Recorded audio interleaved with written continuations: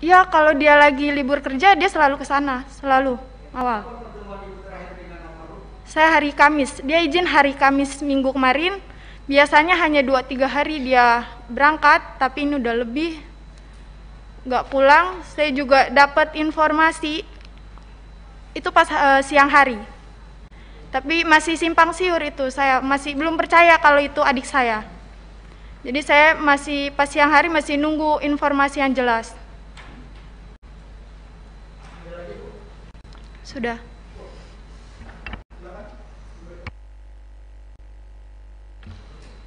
Iya Pak. Kebetulan saya ketemu terakhir dengan adik saya tuh Kamis malam Jumat.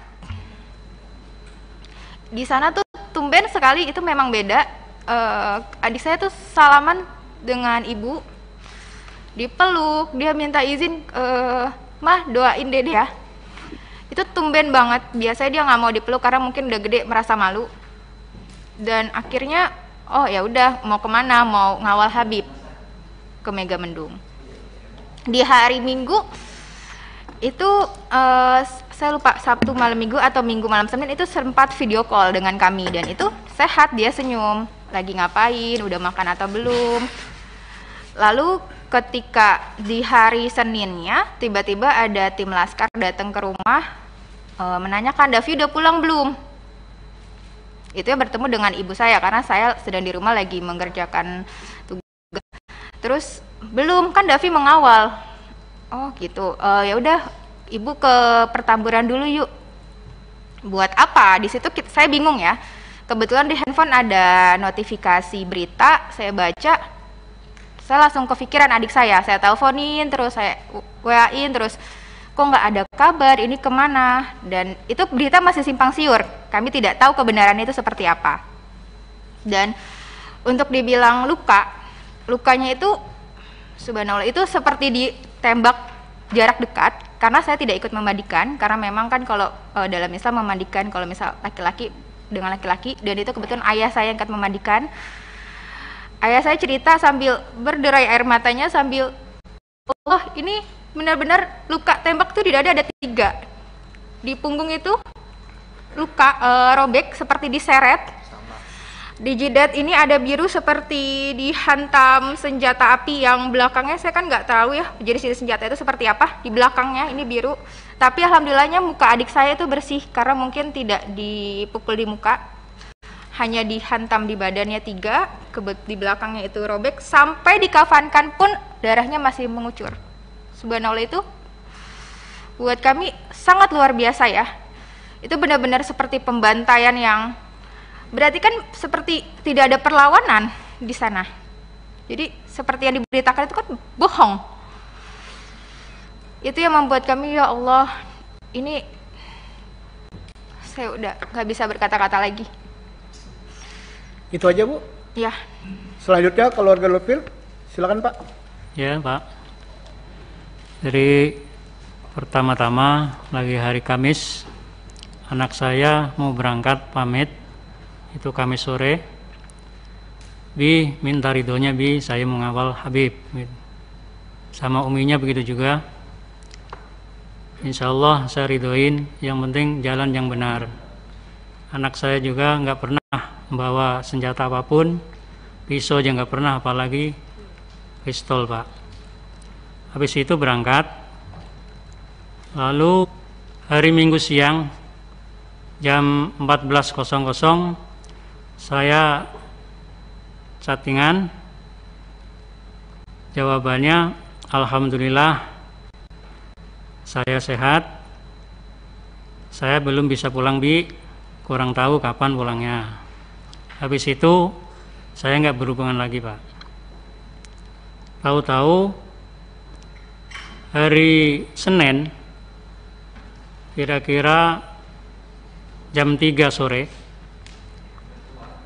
itu ada kabar dari tetangga ke rumah bahwa di berita media sosial maupun TV Pak, itu anak saya termasuk yang diculik Pak. Karena apa diculik? Karena saya melihat sendiri pas dimandikan, menyaksikan itu kayak disiksa di punggung sini nih, kayak geseng Pak. Terus mohon maaf, kemaluannya itu bekas diinjak dan pipisnya bengkak biru dan tangannya sini terkelupas. Dan juga tembakannya itu dari jarak dekat 4 lubang sini Pak, nembus ke belakang semua Pak. Nauzubillah summa nauzubillah.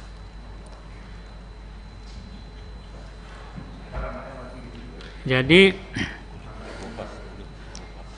kulitnya juga yang di belakang sama yang sini itu agak terkelupas Pak, agak lebar jadinya. Yang saya ketahui itu mandiin Bang si Aziz. Ya nanti. Jadi menjawab pertanyaan tadi itu cukup seperti Oke. itu kejadiannya. Selanjutnya kiri saya, siapa yang mau bertanya, Pak Adang? Atau siapa? Wah, itu sisi kanan saya. Oke. Kalau PKS satu aja Pak. Ya, kalau Bapak bertanya, Santoso. Oke, silakan Pak Santoso. Terima kasih. Assalamualaikum warahmatullahi wabarakatuh. Pimpinan dan anggota Komisi 3 yang saya hormati, Bapak-bapak, keluarga korban tragedi Tol Cikampek. Yang pertama, tentunya saya ingin menyampaikan innalillahi wa inna ilaihi rajiun. Semoga almarhum husnul khotimah dan keluarga yang ditinggalkan diberikan kekuatan dan ketabahan. Bapak Ibu yang saya hormati, tanggal 10 ini bertepatan dengan Hari Hak Asasi Manusia di sedunia, di mana sebelum jatuh pada tanggal 10 ini telah terjadi tragedi di Indonesia yang kita semua tahu sangat menyayat hati. Dan semoga kejadian ini tidak berulang lagi. Saya fokus kepada keluarga almarhum ya. Setelah kejadian itu dan almarhum sudah dimakamkan, apakah barang-barang milik almarhum, mungkin termasuk HP-nya atau apa, dikembalikan oleh pihak aparat kepada pihak keluarga? Ini sangat penting. Mungkin nanti bisa menjadi pembuktian pada saat proses-proses ini berjalan gitu. Kemudian yang berikutnya, saya ingin menanyakan juga, apakah pihak keluarga atas kejadian ini merasa terancam gitu, atau ada yang mengancam gitu? Karena menurut saya penting juga gitu. Karena jangan sampai keluarga bapak ibu sudah menjadi korban, tapi ibu juga terancam, terintimidasi atas musibah ini, sehingga bapak ibu tidak bisa menceritakan, tidak bisa menjelaskan apa-apa yang menjadi korban ya dari pihak keluarga ibu. Saya kira itu pimpinan dari saya, terima kasih. Pertanyaan Saudara Santoso. Yang pertama, apakah ada barang almarhum baik Reza, Andi, Lufi, ya, Kadafi itu pada saat jenazah diserahkan, itu ada yang diserahkan HP atau yang lain? Itu pertanyaannya. Yang kedua, ya, apakah ada ancaman-ancaman terhadap keluarga korban? Ya, agar tidak bersaksi atau tidak ini, tidak menuntut dan macam-macam, ada nggak itu? Itu kan sok. Oke, silakan mulai orang tua Pak Lufil, almarhum Lufil. Ya, terima kasih. Sampaikan bahwasanya barang-barangnya itu KTP pun nggak ada, KTP pun nggak ada, apalagi HP atau tasnya. Biasa itu anak saya bawa tas yang kecil itu buat HP dan lain-lainnya. Jadi KTP pun enggak, atau pakaian juga enggak. Yang keduanya, tadi ada ancaman dan macam-macam Pak? Saya cuma curiga, kecurigaan saya sendiri, jadi kayak terancam. Jadi banyak wartawan yang tidak jelas gitu. atau orang yang tidak jelas mau menanya yang macam-macam gitu. Tapi insya Allah saya berteguh bahwa saya nggak akan menjawab di situ walaupun ada ancaman apapun. Itu terima kasih. Itu saya. Oke, silakan. Yang mewakili almarhum Qaddafi, silakan. Pertanyaannya ada dua, Bu. Ada barang almarhum Qaddafi nggak? Yang kedua, ada ancaman nggak? Silakan. Ya, ini juga yang akan saya tanyakan sebenarnya pimpinan. Kami keluarga tidak diberikan barang-barang Qaddafi, handphone, tas, dompet itu tidak ada sama sekali.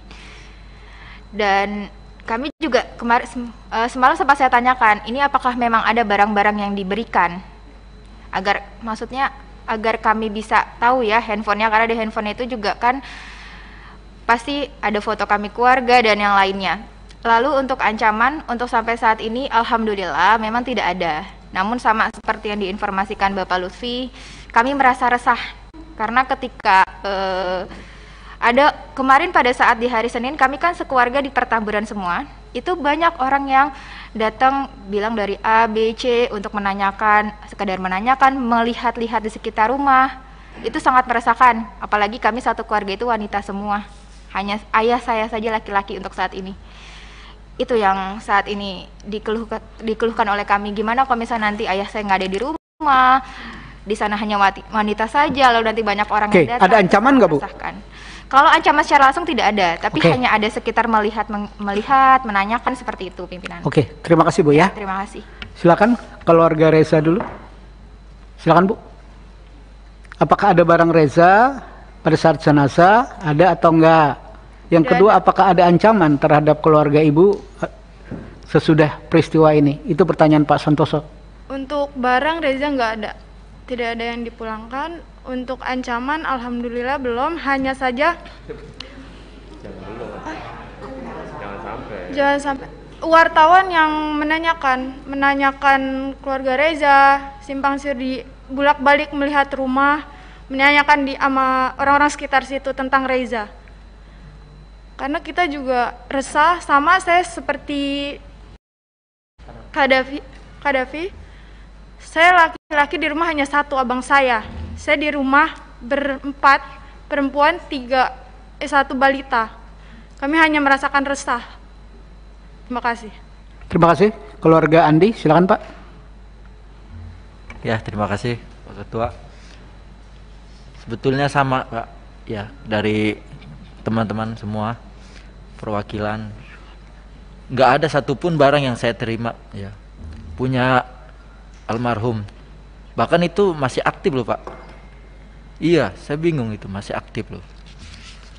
Nah itulah, cobalah kalau bisa itu barang-barangnya itu dikembalikan seharusnya Pak. Iya. Ya. Untuk ancaman saat ini sih enggak, cuman banyak aja yang nanya gitu Pak. Sama lah, jadi bikin resah juga gitu. Terima kasih Pak. Terima kasih.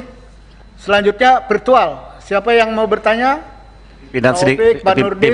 Pimpinan satu aja satu. Bentar.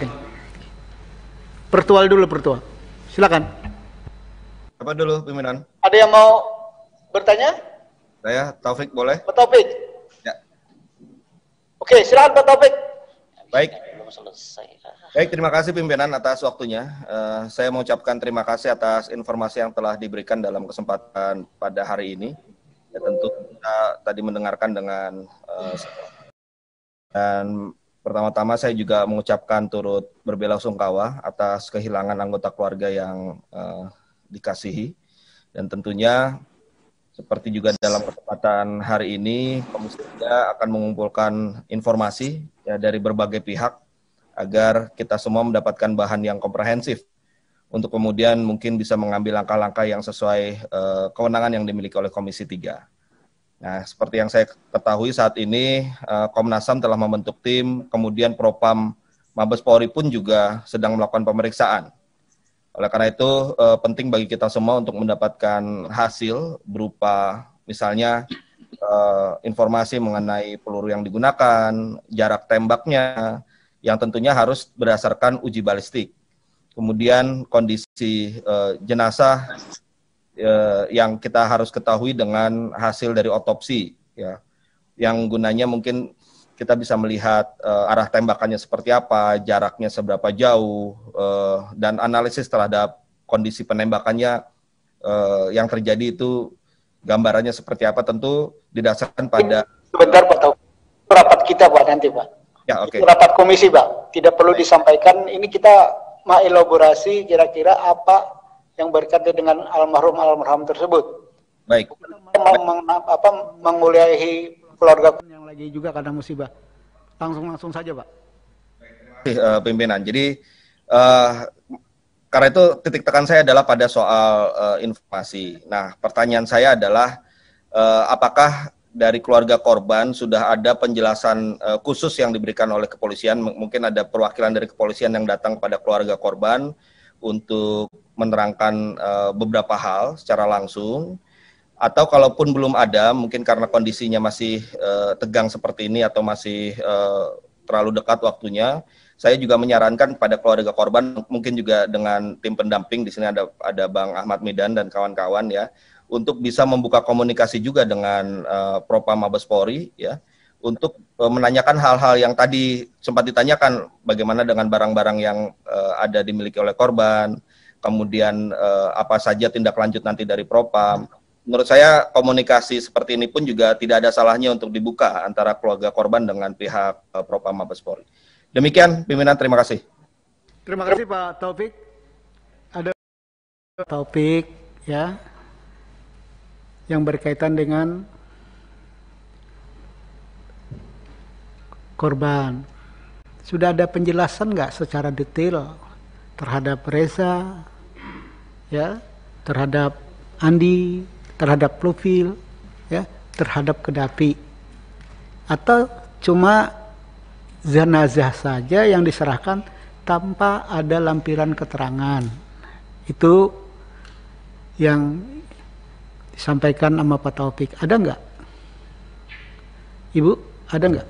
Tidak ada sama sekali. Oke, Pak Andi? Tidak ada ya Pak ya? Oke. Selanjutnya sayap kanan. Habib, ringkas padat pada tujuan ya. Silakan. Ya, terima kasih. Mungkin pertama saya perlu secara khusus menyampaikan duka cita yang mendalam, innalillahi wa inna ilaihi rajiun. Turut berduka atas wafatnya para korban. Kami di sini nanti berupaya semaksimal mungkin menampung informasi apapun dari keluarga supaya kasus ini bisa hukum bisa benar-benar ditegakkan. Yang kedua, saya mungkin membaca di media bahwa saudara pengacara ini, kuasa hukum, melihat kondisi langsung dan ikut memandikan jenazah. Mungkin bisa diceritakan ke sini. Terima kasih. Silakan. Ada mekanisme pimpinan di sini. Dari pimpinan. Ya. Ada mekanisme. Itu nanti dari semua nanti ada lawyer ya akan saya minta ngomong ya. Oke. Ada tambahan, Pak Habib? Cukup. Selanjutnya Habib Abu Bakar, ringkas padat pada tujuan. Ya, panjang dikit bolehlah karena kasusnya besar. Jangan panjang-panjang, Pak. Bismillahirrahmanirrahim. Assalamualaikum warahmatullahi wabarakatuh. Iza asabatkum musibah qalu inna lillahi wa inna ilaihi raji'un. Pak Ketua, para keluarga korban yang saya hormati, hari ini kami Komisi 3 menerima aduan ya keluarga korban, dan saya terus terang aja sampaikan rasa bela sungkawa yang dalam atas wafatnya putra-putra Bapak dan ibu-ibu sekalian. Rasa perasaan Bapak ada juga di perasaan hati kami semua sebagai warga. Terus terang sampai saat ini Ketua, rasanya seharusnya tidak perlu terjadi peristiwa seperti ini Ketua. Ya. Apa memang harus berujung dengan hilangnya nyawa 6 orang? Tentunya ini harga yang sangat mahal. Padahal selama ini Kapolri selalu menyampaikan bahwa Polri menganut asas salus populi suprema leg esto. Maaf Pak Habib, ini keluarga korban nggak usah dijelaskan ini. Ya sudah, saya sampaikan aja Ketua, itu atau keselamatan rakyat adalah hukum tertinggi. Saya juga menyampaikan terima kasih pada bapak-bapak dan ibu-ibu sekalian atas kehadirannya di Komisi 3 ini. Kehadiran bapak-bapak dan ibu-ibu sekalian ini menunjukkan ya 3 hal. Pertama, di tengah kesedihan yang sangat mendalam, bapak-bapak ibu-ibu sekalian tidak gelap mata, tidak main hakim sendiri. Kedua, bapak-bapak dan ibu juga menghormati dan menggunakan jalur yuridis yang ada. Ya, salah satunya mengadu ke Komisi 3 ini, dan itu konstitusional, diatur dalam undang-undang. Ketiga, ini menunjukkan kepercayaan bapak-bapak dan ibu-ibu kepada kami di Komisi 3. Ketika masyarakat masih mendatangi kami untuk mengadukan masalahnya, ini berarti kami merasa Komisi 3 masih dipercaya oleh rakyat. Karenanya kami tidak akan menyia-nyiakan kepercayaan ini, Ketua. Insya Allah apa yang disampaikan nanti akan diteruskan sesuai dengan mekanisme dan prosedur yang berlaku. Jika kemarin menguat banyak sekali tuntutan dari ormas, tokoh masyarakat, anggota DPR dan lain yang sebagainya yang meminta dibuat tim gabungan pencari fakta, nanti kami coba musyawarahkan dengan para anggota bagaimana mekanisme dan bagaimana aturannya. Oleh karena itu pada keluarga saya mohon sabar ya, untuk kami berkoordinasi dan bekerja, dan Komisi 3 membidangi hukum HAM ini dan keamanan insya Allah akan bekerja secara maksimal. Selanjutnya pertanyaan saya dengar juga seperti yang Habib tadi menceritakan, pengacara Yanwar Aziz Yanwar ya. Oke Pak Habib, substansi aja Pak. Langsung saja, tolong ceritakannya dengan detail setelah kalian memandikan, yang kelihatan benar tuh apa dan apa, jelaskan apa adanya dan kira-kira kesimpulan Anda tuh bagaimana. Terus selanjutnya kepada keluarga setelah kejadian, apa yang didengar dari pihak Polri kepada keluarga masing-masing. Wallahu a'lam bishawab. Terima kasih Ketua. Assalamualaikum warahmatullahi wabarakatuh. Oke, pertanyaan Habib mirip dengan pertanyaan Pak Santoso. Ya. Nanti lawyer akan menjelaskan semua. Di akhir ya Pak ya. Oke. Golkar.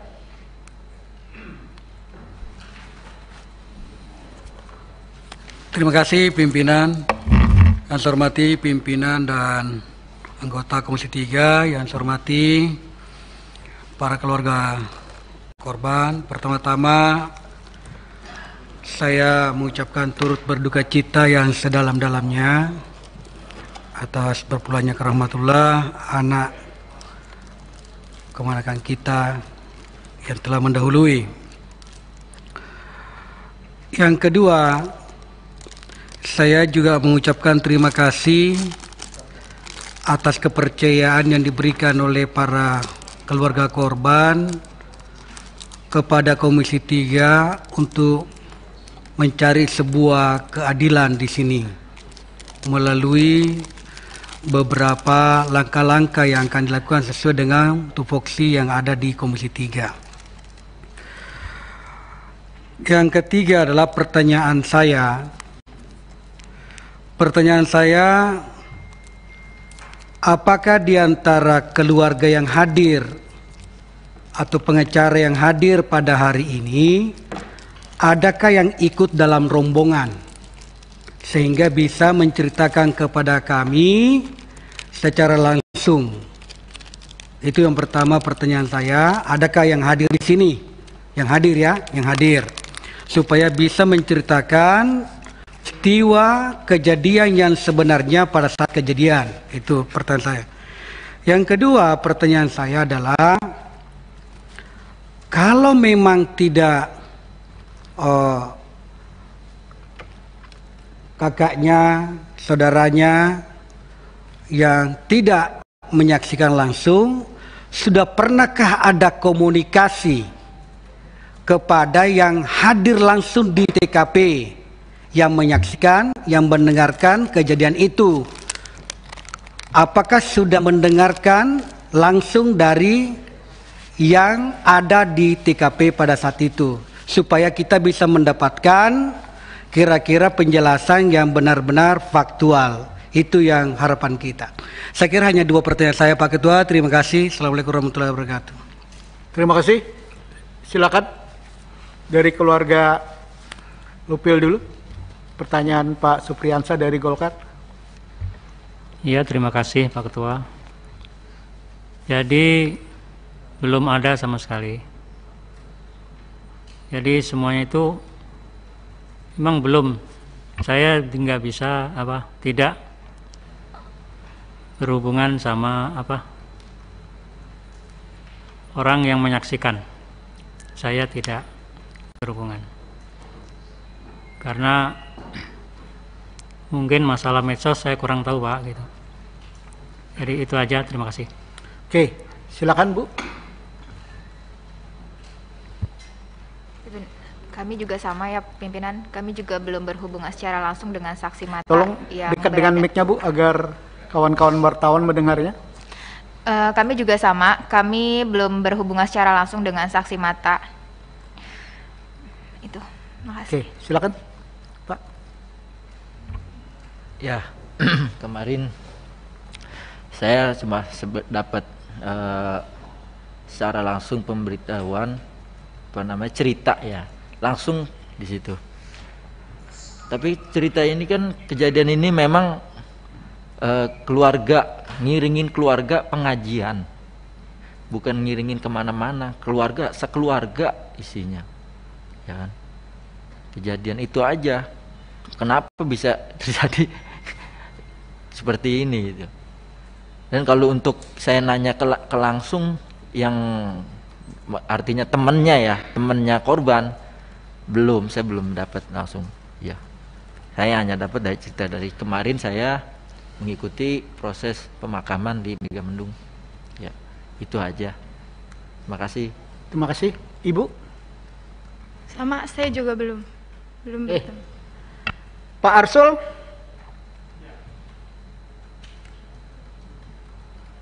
Terima kasih pimpinan atas kesempatan yang diberikan.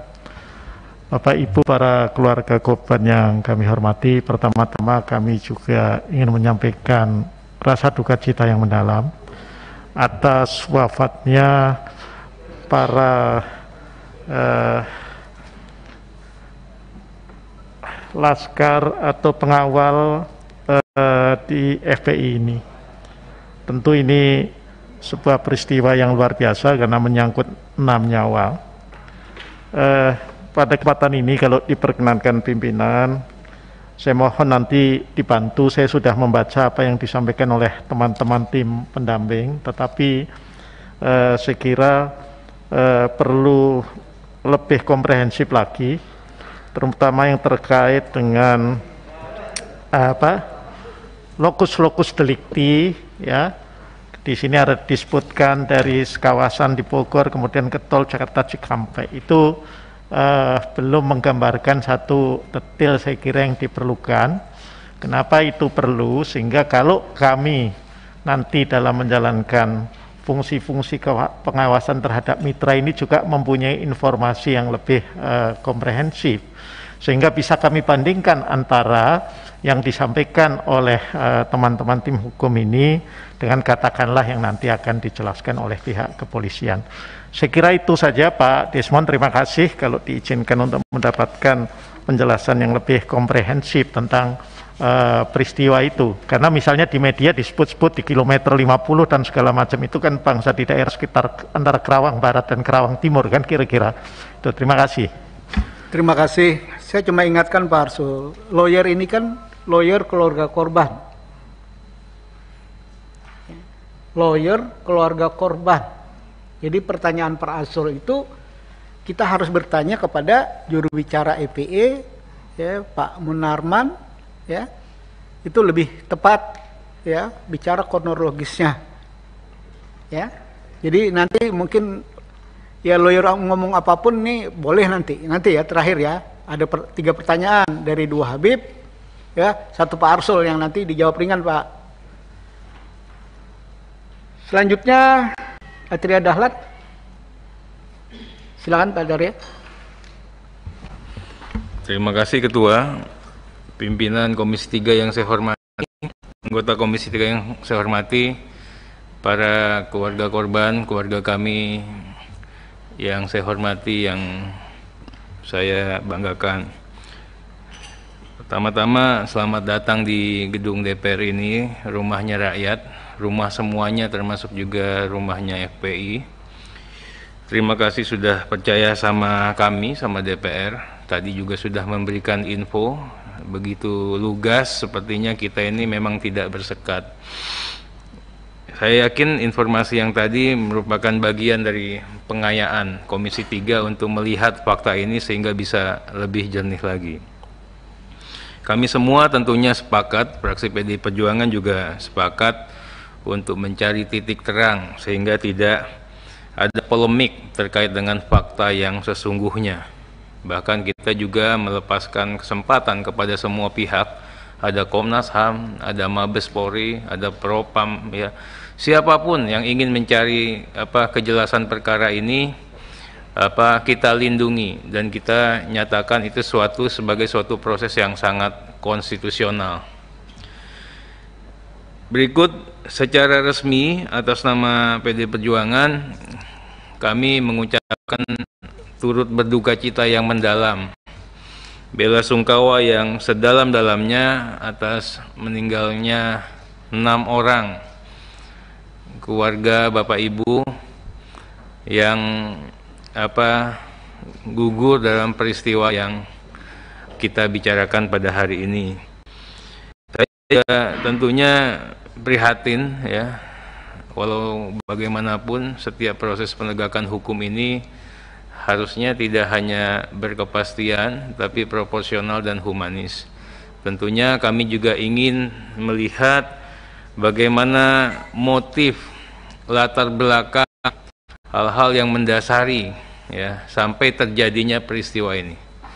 Kalau kita melihat di hilirnya saja, kejadiannya seperti ini. Pak Tirya, mereka ini keluarga korban. Iya, ini saya baru mau nanya. Ya, jadi. Ya.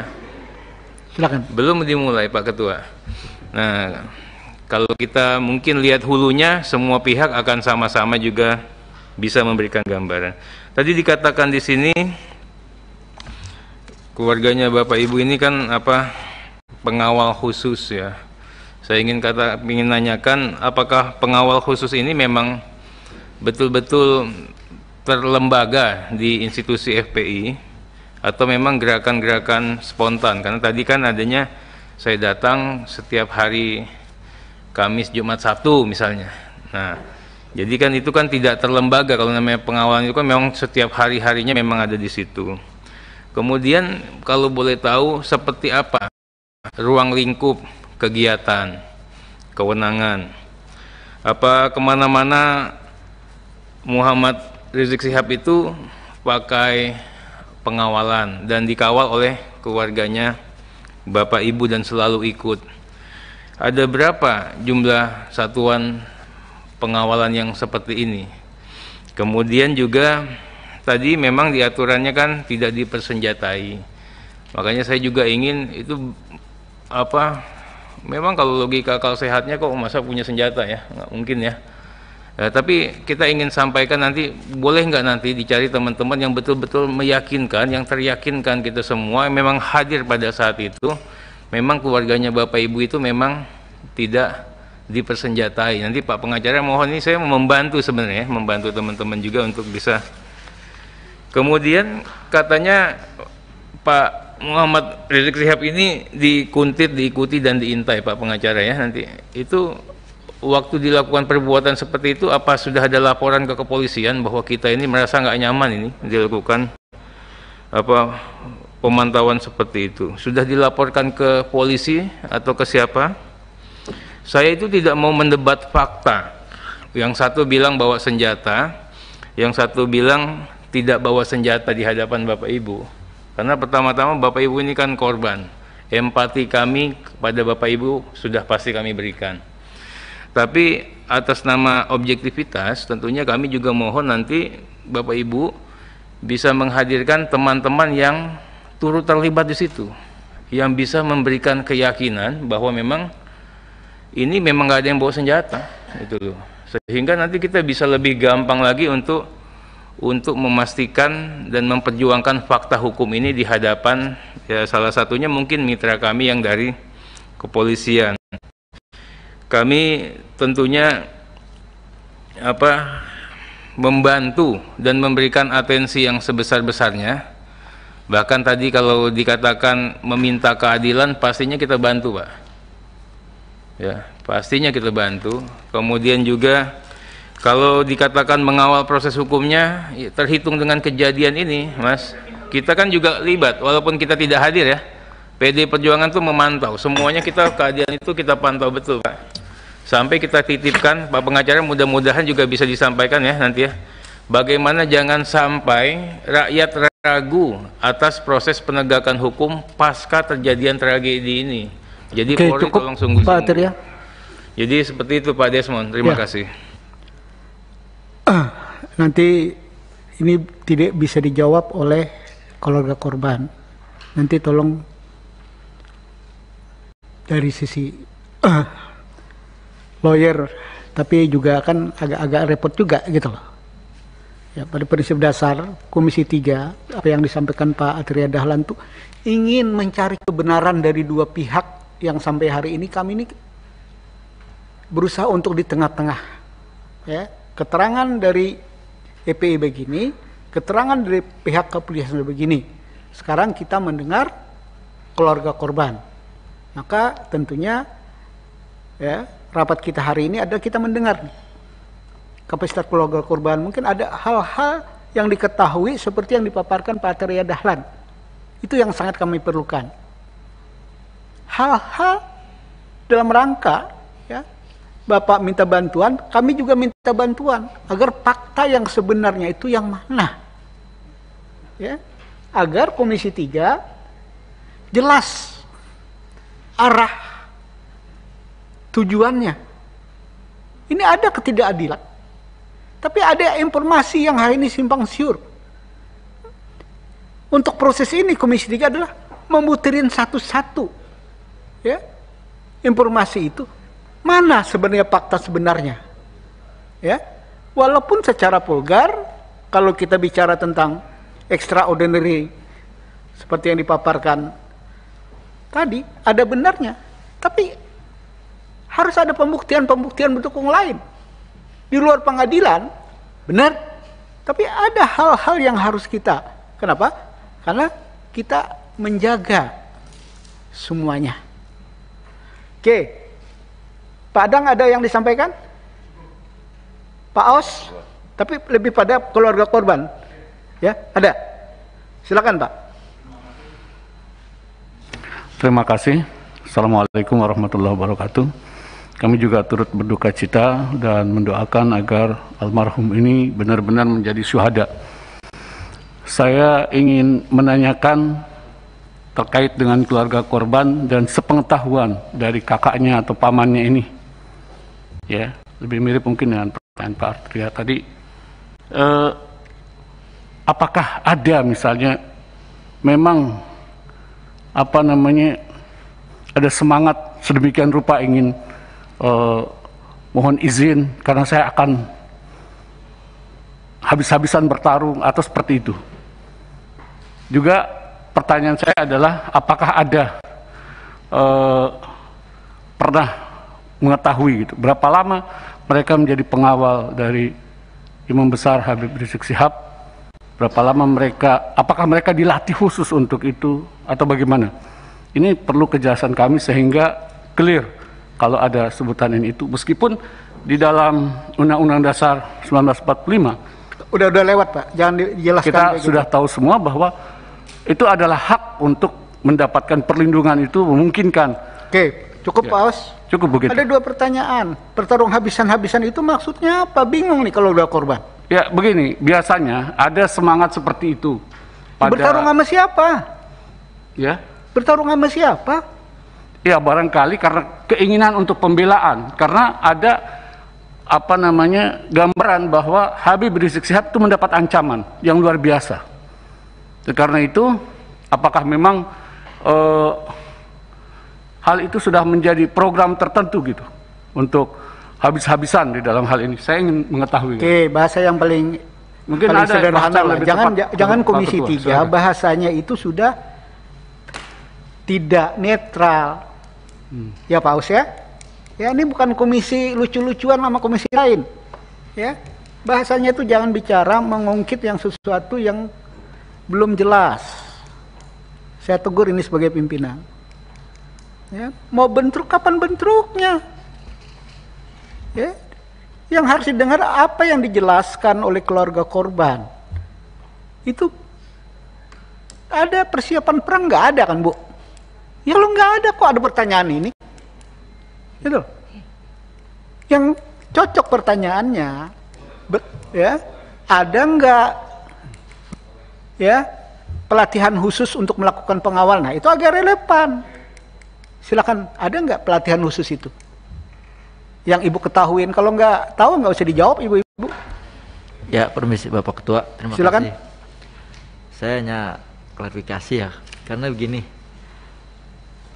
Tadi saya sudah terangkan bahwasannya ini rombongan imam untuk mengaji keluarga.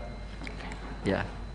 Datang di perjalanan jam 10 itu untuk rombongan keluarga diiringin dua mobil laskar depan, 2 di belakang. Kan seperti itu. Ya, mungkin udah pada tahu. Jadi ini bukannya perang. Bukannya perang. Ya, kalau perang mah semua bawa senjata, Pak. Ya. Gitu. Yang kedua tadi untuk mengetahui laskar pasukan khusus ya, saya kan itu nggak ke situ ya, nggak tahu ya. Nggak tahu apakah khusus apa. Mungkin khusus itu maksudnya khusus pada saat itu yang ditugaskan oleh imam. Gitu. Ya. Gitu, Pak. Dan masalah pistol ya. Sekarang begini Pak logikanya. Pistol kayaknya udah tahu harganya berapa pistol mungkin ya. Laskar ini, pejuang-pejuang Islam ini sukarela Pak, dengan hati nurani. Mau beli baju aja pakai nyicil. Maaf aja Pak ya. Sekarang gimana bisa ada punya senjata seperti itu? Iya. Pak, seperti itu. Saya juga terima kasih. Gini loh Pak. Kalau ini laskar kan tentara. Jadi bingung juga saya. Laskar ini tentara untuk perang juga, perang sama siapa? Ini loh, saya juga jadi bingung. Gitu loh. Kalau ini laskar, ini kan perang, juga nggak benar ini. Ya, saya sebagai pimpinan Komisi 3 melihat hal-hal kayak gini jadi kayak negara ini dalam keadaan perang semua. Jadi kalau udah laskar-laskaran ini sama saja. Zaman kita laskar pra-revolusi. Kakek saya juga komandan laskar. Untuk ini. Tapi tujuannya kemerdekaan. Nah, laskar sekarang tujuannya apa? Mau mendirikan negara Islam. Itu melawan konstitusi. Hal kayak gini menurut saya, ya, harus hati-hati, ya. Jangan sampai Indonesia yang sudah damai di tengah problemnya yang sangat banyak, kok berantuk sama kita. Memang kita mau bubarkan negara ini? Kan tidak. Yang saya pahami, Habib tidak mau bubarkan agama kan, gitu loh. Jadi kita hati-hati ya sebagai anak bangsa. Jangan diantara kita kesannya mau perang-perangan. Ya kalau perang-perangan, ya kita-kita juga yang jadi lucu. Agak keluar konteks saya, karena ini bicara tentang berbangsa. Masa kita rusak yang udah kita bangun, karena kepentingan-kepentingan politik kan lucu, Pak. Sudah saatnya kita cooling down, untuk menghadapi persoalan COVID, yang kapan selesainya tidak jelas. Bangsa ini untuk bertahan aja udah bagus gitu loh. Oke, ada yang mau disampaikan yang berkaitan dengan pertanyaan ini? Ketua, izin Ketua. Silakan. Dimyati Ketua. Saya turut berduka cita kepada ibu bapak sekalian yang kepada keluarga almarhum syuhada. Saya hanya menanyakan, ini kan ada aspirasi. Ada nggak dokumen tambahan? Mungkin teman-teman udah ada yang nanyakan mungkin ya. Ada nggak dokumen tambahan foto atau video terkait jenazah itu? Demikian, makasih Ketua. Terima kasih Pak Demiati. Yang mana mungkin mereka keluarga korban yang tidak terlibat apa-apa, mereka ini menyampaikan tentang problem keluarga mereka, keluh kesah mereka, minta keadilan atas peristiwa ini yang saya tangkap. Betul nggak Bapak Ibu-Ibu? Gitu loh. Dokumen apa? Mereka ini bukan lawyer, bukan bagian dari katanya mandi yang dibilang tadi. Anak-anak mereka, saudara mereka adalah dapat giliran tugas untuk mengawal Habib dalam proses pengajian. Kan Bapak begitu bilangnya. Ketua, izin Ketua. Kan memandikan tadi tahu lukanya. Oh itu nanti lawyer Pak. Ada fotonya nggak itu? Makasih Ketua. Itu lawyer Pak. Nanti kita kasih ruang. Karena salah satu lawyer ada memandikan, ceritakan itu aja nanti Pak ya. Oke. Ada Romo yang berkaitan yang ditanya keluarga korban? Ada yang lain? Kalau tidak ada, terakhir pimpinan. Terima kasih pimpinan.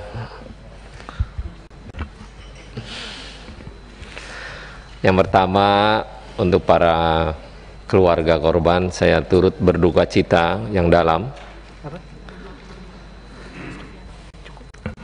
Saya tidak banyak, cuman tadi saya koreksi tentang bahasa pembantaian yang tadi keluarga korban sampaikan, karena sampai hari ini, sampai detik ini, polisi belum menyampaikan secara lugas tentang kejadian di jalan tol.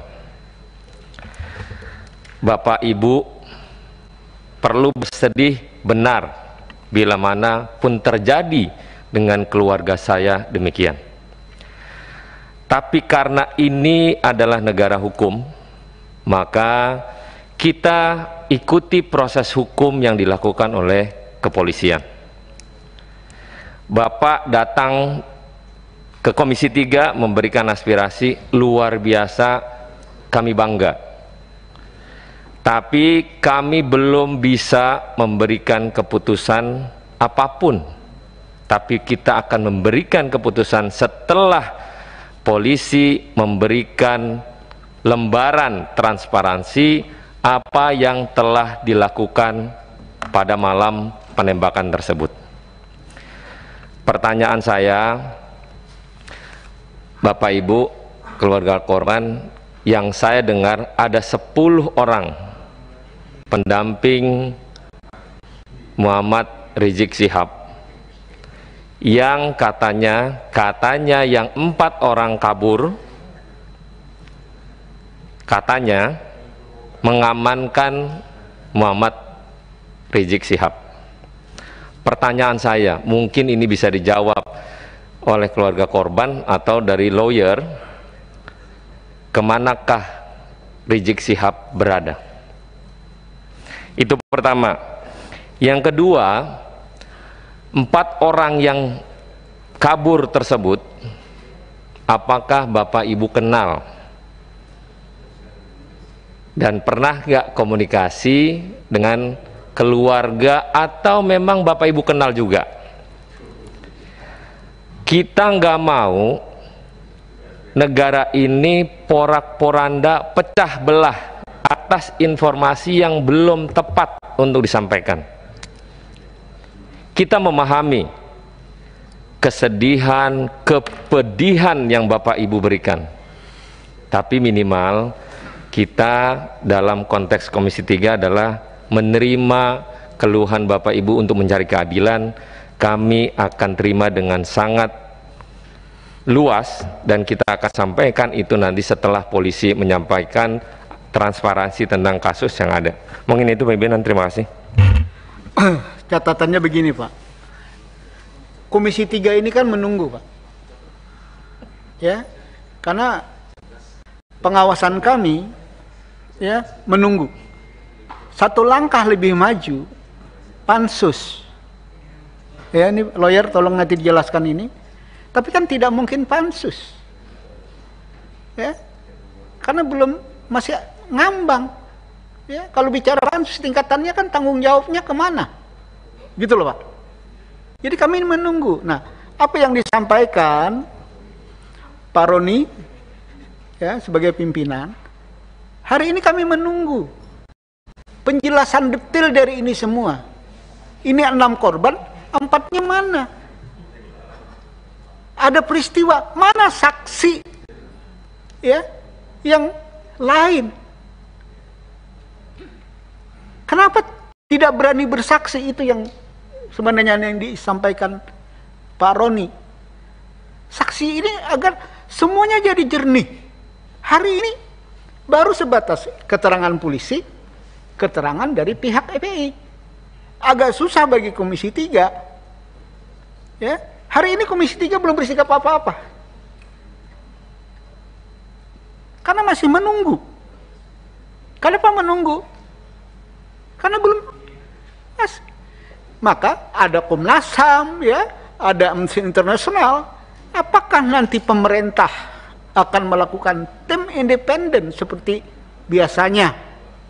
Jadi kami belum rapat menentukan langkah-langkah, karena kami mengharapkan FPI datang ke Komisi 3, kita akan dengarkan. Ya, sebelum tentunya kami panggil pihak kepolisian. Kalau FPI tidak memberi bisa penjelasan ke Komisi 3 apakah rapat terbuka atau tertutup, tidak mungkin kami mengundang mitra. Dijawab mitra juga kami tidak bisa bantah apa-apa berdasarkan informasi yang sama-sama siapa yang benar di antara dua pihak. Begini Bapak Ibu, dua pihak ini kan kami harus berada di tengah-tengah agar melihat secara jernih yang benar itu mana. Maka kami menunggu saksi-saksi atas peristiwa ini agar kita bisa melakukan langkah-langkah ke depan. Saya pikir sebelum saya tutup, silakan ringkas padat, senior. Silakan. Assalamualaikum warahmatullahi wabarakatuh. Pimpinan sidang yang kami hormati, seluruh anggota Komisi 3.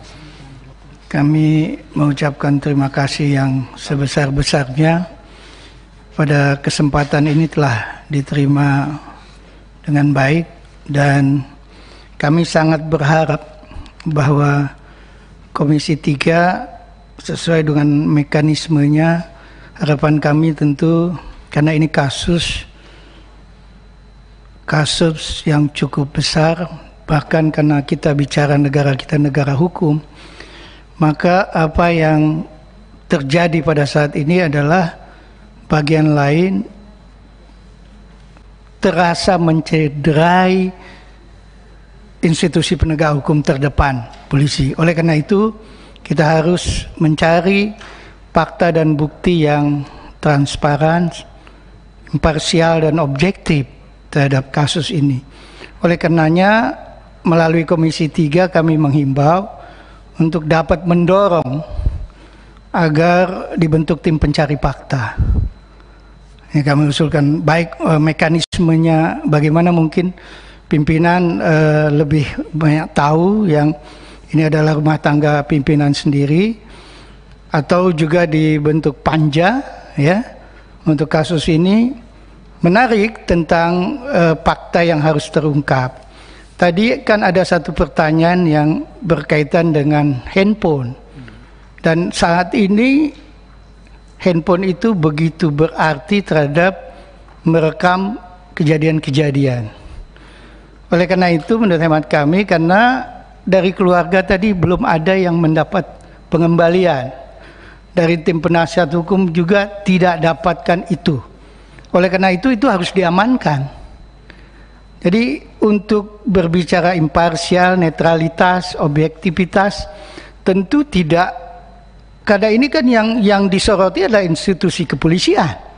Tidak tentu saja barang-barang yang berkaitan dengan pembuktian itu harus di luar institusi yang bermasalah tentu.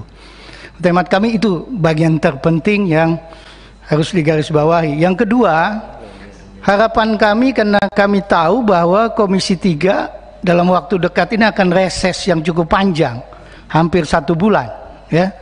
Oleh karenanya kami juga meminta untuk ada pemantauan yang serius ya. Apakah nanti Komisi 3 melalui pimpinannya atau Pak Desmond sebagai pimpinan sidang pada hari ini, bagaimana mengusulkan supaya Komisi 3 juga melakukan pemantauan secara aktif. Kaitan dengan beberapa hal yang cukup penting atas kejadian ini adalah para saksi.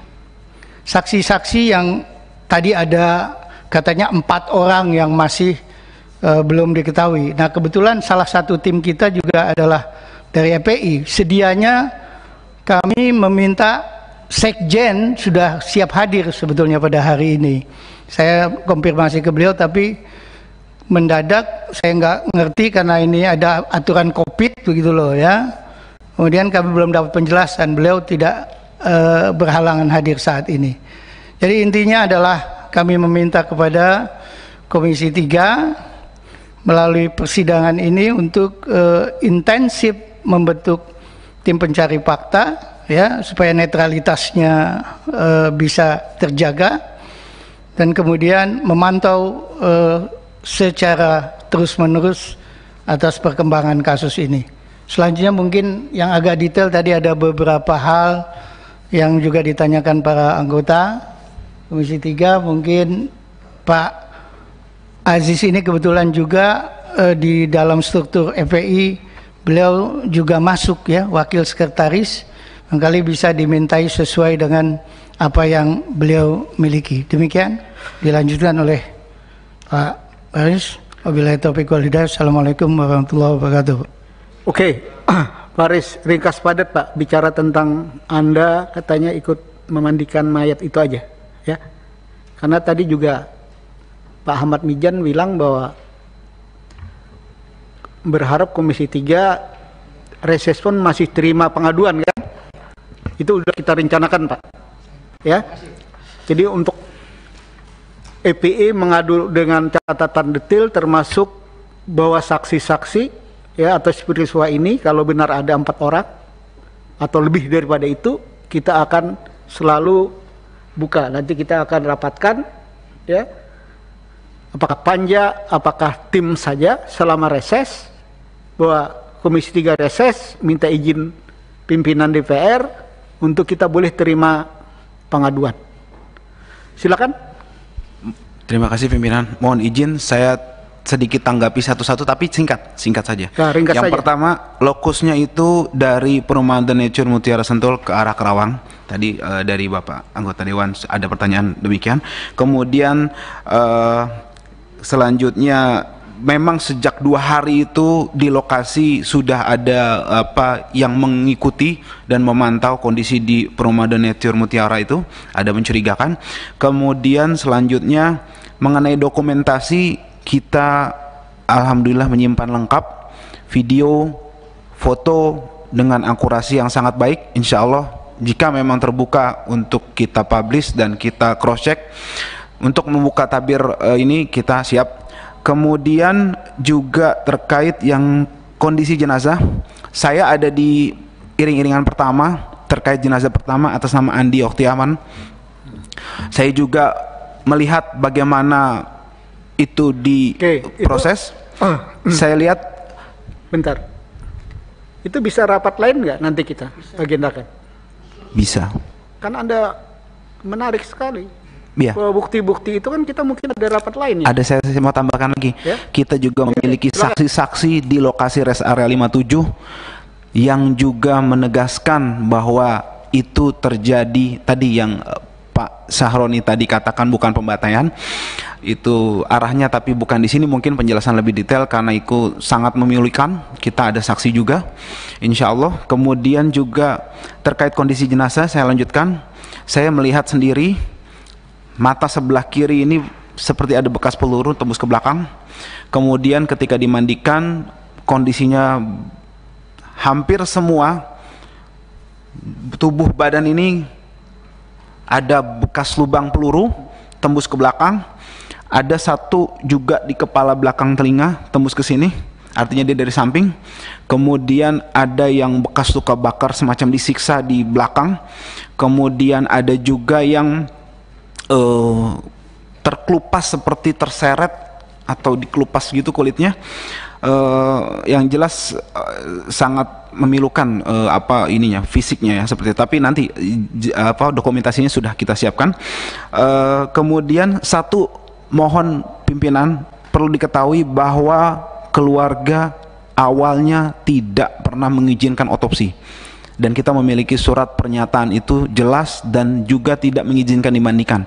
Akan tetapi ala kulli hal pihak kepolisian melakukan itu sepihak.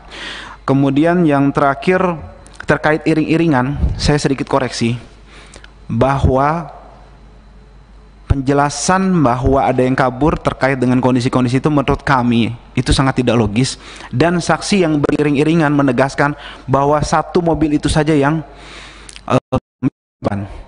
ya itu nanti foto-foto, bukti-bukti video itu mendukungnya, Mas. Ya. Tadi itu untuk jenazah. Artinya saya meluruskan bahwa menurut informasi hanya 6 orang ini memang yang syahid, dan memang 6 orang dalam satu mobil. Artinya tidak, kalau misalnya ada informasi dalam satu mobil ada 10 orang itu tidak benar seperti itu. Itu singkat saja. Terima kasih Pak Pimpinan atas waktunya. Assalamualaikum warahmatullahi wabarakatuh. Oke, tanpa terasa luar biasa juga kita. Sebelum saya tutup, ada catatan yang ingin saya sampaikan. Pertemuan hari ini sebenarnya lah agenda mendengarkan keluarga korban. Ya. Tapi ada tambahan dari lawyer yang juga anggota EPI yang sangat menarik. Ya. Karena apa yang disampaikan itu bukti-bukti yang melengkapi semua peristiwa-peristiwa dari dua sumber informasi yang berbeda. Mana pihak kepolisian, mana pihak EPE, ya. Ini kan bagi kami harus memposisikan diri di mana. Tapi ke depan kami akan berharap sekali, ya, bisa kita agendakan pertemuan untuk lebih detail agar kami bisa mengambil posisi yang benar. Kalau ini kita mau apaan gitu loh, ya? Mau ngapain jadi bingung sebenarnya. Nah inilah posisi Komisi 3. Reses tidak menghalangi pengaduan, begitu Pak? Ya, itu disepakatin. Ya, tinggal kita pelinukan nanti. Ya. Untuk itu, saya pikir rapat hari ini banyak hal kita dapatkan dari keluarga korban, dari lawyer. Ya. Tentunya catatan bagi kita, Komisi 3, banyak catatan-catatan sebagai pembanding untuk di rapat-rapat Komisi 3 yang akan datang. Cukup sampai sekian pertemuan kita hari ini. Wassalamualaikum warahmatullahi wabarakatuh.